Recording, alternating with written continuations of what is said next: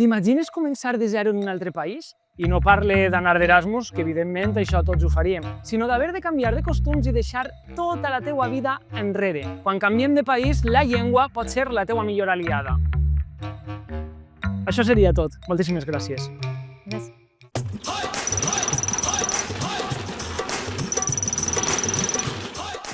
Quan te'n vas a viure a un altre país, aprendre la llengua no és només qüestió d'educació, és supervivència. Perquè la necessites per a tot, per a saludar, per a comprar el pa, per trobar pis o per a parlar amb els veïns. La llengua és la clau que obri totes les portes, la feina, les amistats, la confiança amb la gent del teu barri. I quan comences a parlar-la, encara que siga amb accent o amb paraules inventades, és quan realment comences a formar part del lloc. Per això diem que el català, com qualsevol llengua d'acollida, és molt més que paraules. És una eina, una ferramenta d'inclusió social. La manera més directa de fer-te entendre i, sobretot, de sentir-te a casa. Aprendre català no és només per aprovar exàmens o demanar un cafè correctament. És per poder viure el dia a dia amb autonomia i tranquil·litat. Per exemple, perquè els pares entenguen els mestres a les reunions. Quan saps parlar amb els veïns o amb el personal de centres de salut, tot és més fàcil. I si pots fer una entrevista de feina en català, encara millor. No depens de ningú que t'hagi de traduir i sovint et dona més oportunitats laborals. A més, quan algú nou s'esforça a parlar el català, la gent d'ací també ho nota i ho valora. De fet, som bastant pilotes amb la gent que aprèn català perquè ens encanta veure com se'ns reconeix la llengua. Perquè no es tracta de parlar perfecte ja d'entrada, sinó de voler formar part del que passa al teu voltant. Al final, parlar català no només t'ajuda a entendre la gent, fa que la gent també vulgui entendre't a tu.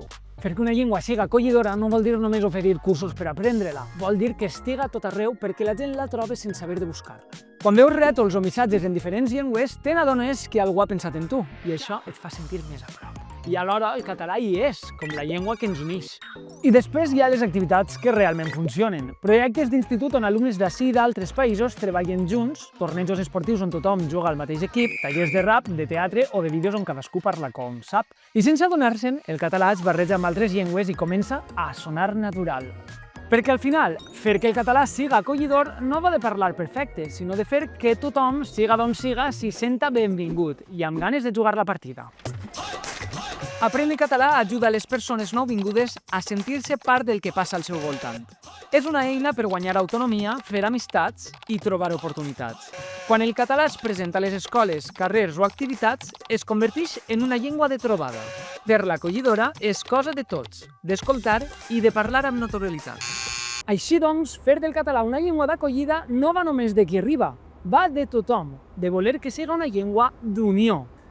Al final, l'acollida és això, no? Obrir una porta. Mira, la porta. Per què és important aprendre la llengua del lloc on vius? Perquè t'ajuda a comunicar-te i sentir-te part de la societat, perquè queda bé al currículum, només és una qüestió d'educació. Perquè t'ajuda a comunicar-te i sentir-te part de la societat. Què vol dir que el català és una llengua d'acollida? Que és una eina d'inclusió social. Que només la poden parlar els que han nascut ací. Que és una llengua culta. Que és una eina d'inclusió social. Què és el més important quan algú comença a parlar català?